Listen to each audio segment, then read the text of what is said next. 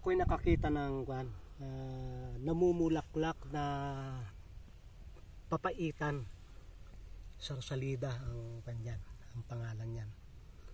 Ito'y kasimpait ng ampalaya.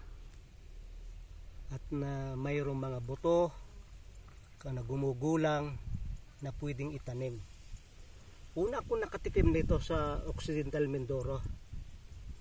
Ito'y pangkaraniwan na makikita mong himay na, balot-balot na, sapagkat ito'y gumagapang ng mahaba. Ay ang pagkuha, kinukuha lamang nila yung gayon, no? At kanilang niluluto ng maraming klaseng luto. At least ito'y mapait. Ang kagandahan nito ay nakapagpapalinis siya ng dugo. Pag ang dugo niyo ay makolesterol at na marami mga toxin, ay kumakain ito. Napakagandang magpababa ng blood sugar para kayo kumakain ng ampalaya. At ito'y mahirap lipulin sapagkat pag iyong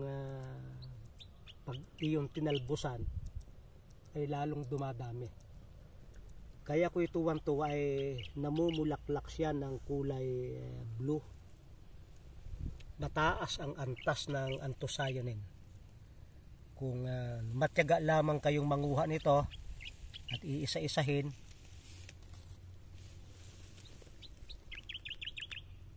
yan, ay masarap ilagay sa salad. Itong toppings. Nakita ko kanina ay pinupuntahan ng mga insekto.